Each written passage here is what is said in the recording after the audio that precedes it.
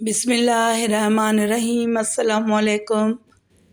حضرت علی رضی اللہ تعالیٰ عنہ فرماتے ہیں، جب تم اپنی بہن کے گھر جاؤ تو اپنی وسعت کے مطابق کچھ لے جاؤ، کیونکہ تمہاری بہن کا تم پر حق اسے والدین کی وراثت سے ملا ہے، اور انتہائی بد نصیب ہے وہ شخص جس کی بہن ناراض ہو اس کی یا اس کی بہن کی موت واقع ہو جائے۔ اللہ کا شکر ادا کرو کہ اللہ نے تمہیں یہ پاکیزہ رشتہ عطا کیا اور تمہیں تمہارے دکھوں کا سہارا عطا کیا۔ بہن اگر عمر میں بڑی ہے تو وہ ماں کے حکم میں ہے، اس کا ادب و احترام قریب قریب اسی انداز پر ہونا چاہیے۔ حضرت ابو سعید خدری رضی اللہ تعالیٰ عنہ فرماتے ہیں کہ رسول اللہ صلی اللہ علیہ وآلہ وسلم نے فرمایا، جس کے پاس 3 لڑکیاں یا 3 بہنیں یا 2 لڑکیاں یا 2 بہنیں ہوں اور وہ ان کے ساتھ اچھا سلوک کرے اور ان کے حقوق کے سلسلے میں اللہ سے ڈرے تو اس کے لیے جنت ہے۔ حضور پاک صلی اللہ علیہ وآلہ وسلم کی بہن نہیں تھی، لیکن جب آپ حضرت حلیمہ سعدیہ کے پاس گئے تو وہاں حضور صلی اللہ علیہ وآلہ وسلم کی رضائی بہن کا ذکر بھی آتا ہے، جو آپ کو لوریاں دیتی تھی، جن کا نام حضرت شیمہ تھا۔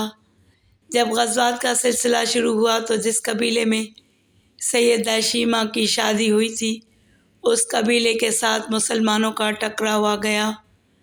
اللہ تعالیٰ نے مسلمانوں کو فتح عطا کر دی۔ اس قبیلے کے چند لوگ صحابہ کرام کے ہاتھوں گرفتار ہو کر قید کر دیے گئے اور ان قیدیوں میں حضرت شیمہ بھی تھی۔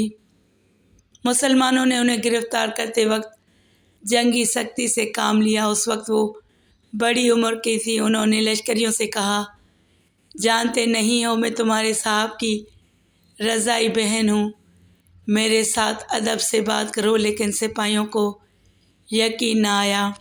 پھر انہوں نے تصدیق کے لیے حضرت شیمہ رضی اللہ تعالیٰ عنہ کو حضور صلی اللہ علیہ وآلہ وسلم کے پاس لے گئے۔ قوم کے سرداروں کے ساتھ سیدہ شیمہ رضی اللہ تعالیٰ عنہ حضور صلی اللہ علیہ وآلہ وسلم کے نوری خیموں کی طرف جا رہی ہیں اور صحابہ کرام ننگی تلواروں سے پہرے دے رہے ہیں۔ یہ مکی دور تو تھا نہیں، یہ مدنی دور تھا۔ سیدہ شیمہ حضور نبی کریم صلی اللہ علیہ وآلہ وسلم کے خیمہ نوری میں داخل ہو گئیں۔ حضور صلی اللہ علیہ وآلہ وسلم کی خدمت میں حاضر ہوئیں تو سیدہ شیمہ رضی اللہ تعالیٰ عنہ نے کہا، میں تمہاری بہن ہوں۔ سے اس کے بچپن کے کچھ علامات بتائے کہ لڑکپن میں ایک مرتبہ آپ نے دان سے کاٹا تھا، جس کا یہ نشان موجود ہے۔ آپ صلی اللہ علیہ وآلہ وسلم نے انہیں پہچان لیا اور دیکھ کر فرتے محبت سے آپ صلی اللہ علیہ وآلہ وسلم کی آنکھوں میں آنسو بھر آئے۔ اپنی چادر مبارک حضرت شیمہ کے بیٹھنے کے لیے بچھا دی، محبت کی باتیں کی اور فرمایا، اے بہن، تم میرے یہاں رہنا چاہو تو یہ تمہارا گھر ہے، اور اگر واپس جانا چاہو تب بھی مجھے کوئی اعتراض نہیں۔ سیدہ شیمہ نے اپنے قبیلے میں جانے کو ترجیح دی۔ اسی روز حضرت شیمہ رضی اللہ تعالیٰ عنہ مسلمان ہو گئیں۔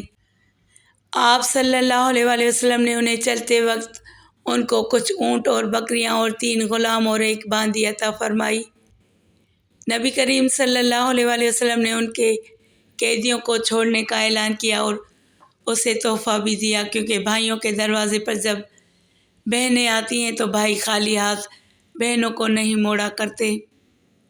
لڑکیوں اور بیٹیوں کی تربیت اور پرورش کرنے کی فضیلت کا اندازہ اس بات سے لگایا جا سکتا ہے کہ اس پر جہنم سے چھٹکارا اور جنت میں جانے کا وعدہ کیا گیا ہے۔ ام المومنین حضرت عائشہ صدیقہ رضی اللہ تعالیٰ عنہ کہتی ہیں کہ میرے پاس ایک عورت آئی اور اس کے ساتھ اس کی 2 بچیاں تھیں۔ اس نے کھانے کے لیے کوئی چیز مانگی، مگر میرے پاس ایک کھجور کے سوا کچھ نہیں ملا، چنانچہ اسے میں نے وہی دے دیا۔ اس عورت نے کھجور کو خود نہ کھا کر اسے اپنی دونوں بیٹیوں کے درمیان بانٹ دیا اور اٹھ کر چلی گئی۔ پھر میرے پاس نبی کریم صلی اللہ علیہ وآلہ وسلم تشریف لائے۔ میں نے آپ سے یہ واقعہ بیان کیا تو آپ نے فرمایا، جوان لڑکیوں کی پرورش سے 2 ہو یا 4 اس کے لیے سے سب جہنم سے پردہ ہوں گی۔ اس حدیث میں انسان کے لیے بچوں کی پرورش کرنے کی فضیلت کا بیان ہے، کیونکہ بیٹی عاجز و کمزور ہوتی ہے اور اکثر اس کے گھر والے اس کی پرواہ نہیں کرتے اور نہ اس کا خیال رکھتے ہیں۔